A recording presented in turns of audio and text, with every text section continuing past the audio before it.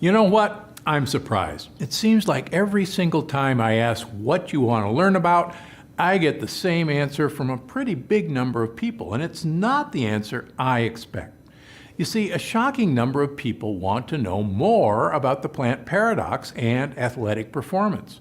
For some, it's marathon running. For some, it's bodybuilding. For others, it's CrossFit. Turns out a lot of my subscribers have pretty big athletic aspirations, and that's fantastic. So today I want to shed light on eating the plant paradox way and athletic performance. But first, I've got a question for you. Is there any health-related topic you'd like to know more about? I'm here to answer your questions and to shed some light on the topics that you're most curious about. So go ahead and leave a comment below, then subscribe to this channel so you get updated when your question is answered. Chances are we've got quite a few happy commenters right now. Because like I said, this video is straight from the subscriber request. So let's get into it and talk about the plant paradox for people who work out. Yes, bodybuilders and elite athletes, but also people who walk a long way to get to work or people who love to dance. Basically, anyone who exercises can benefit from the stuff I'm about to share, starting with the biggest fitness myth of all time. You need tons of protein if you work out, especially if you want to build lots of muscles. It's the reason you see bodybuilders guzzling protein shakes and the excuse they use to eat a huge steak and dozens of eggs every day. So it's easy to believe that you need to eat tons of protein to be an athlete. Well, the truth is your body needs some protein for sure. It's an essential nutrient after all. But whether you're a hardcore athlete or a regular Joe, you're probably eating too much protein, especially if that protein is coming from animals. The truth is you can get all the protein you need from plants, even if you want to build big, strong muscles. In fact, some of the strongest animals alive, like horses and elephants, are completely vegetarian. And if you've ever watched a horse run, I think you'll agree they're certainly athletes.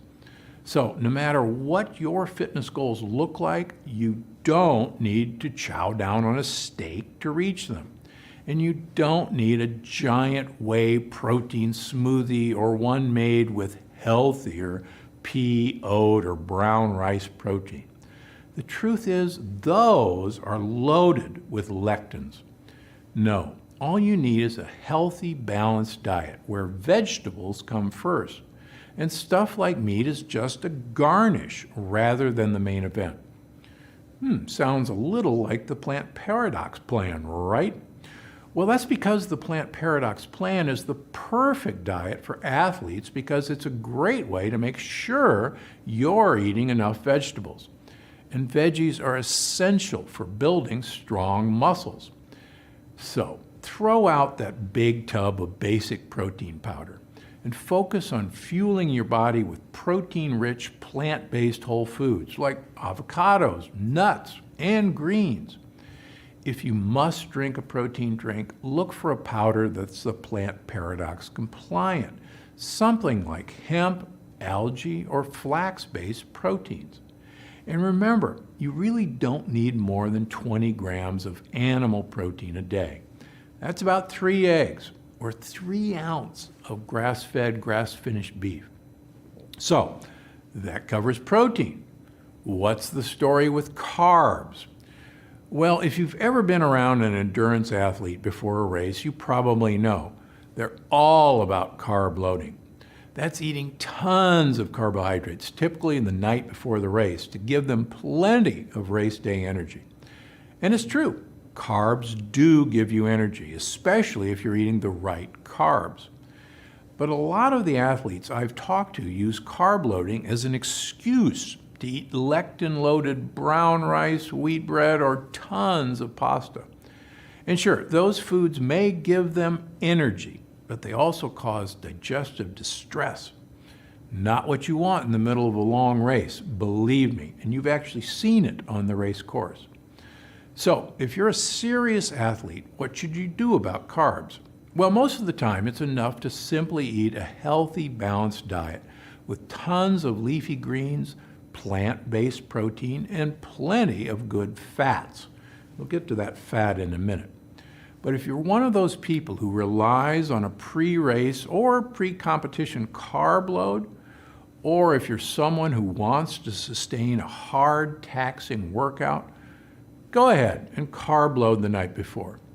Just do me a favor and stick to resistant starch-rich foods. That way you're supporting your gut health and your energy levels.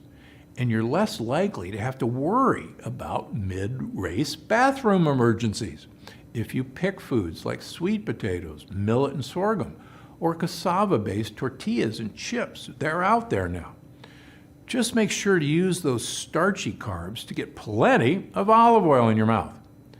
Again, this is something everyone should do, but it's especially important for people doing lots of serious training for a number of reasons. And before you freak out, let me remind you again, eating fat will not make you fat.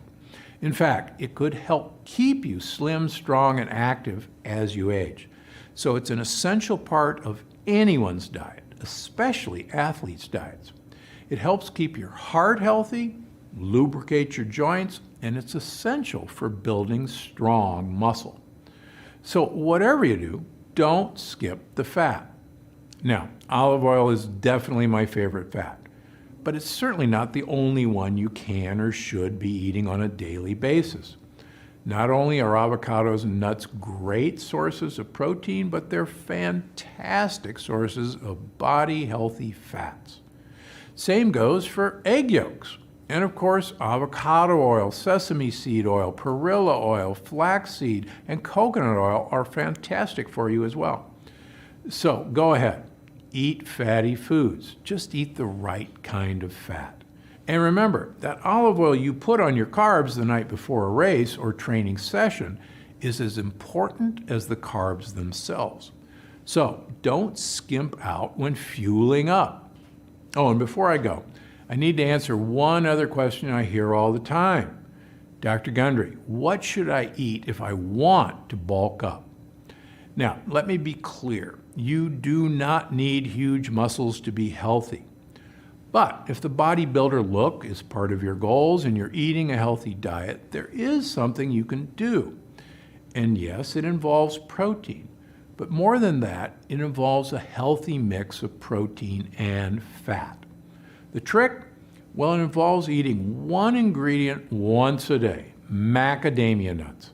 I suggest eating a small handful of them, nothing crazy, before your workout. They'll fuel you up, and they're a great mix of fat, protein, and higher calories that athletes need. Just stick to the unsalted or lightly salted if possible. Too much salt before a workout can leave you feeling dehydrated, and that is not a great feeling. That said, if you do get dehydrated for any reason, please skip the sports drinks and even natural coconut water and stick to water.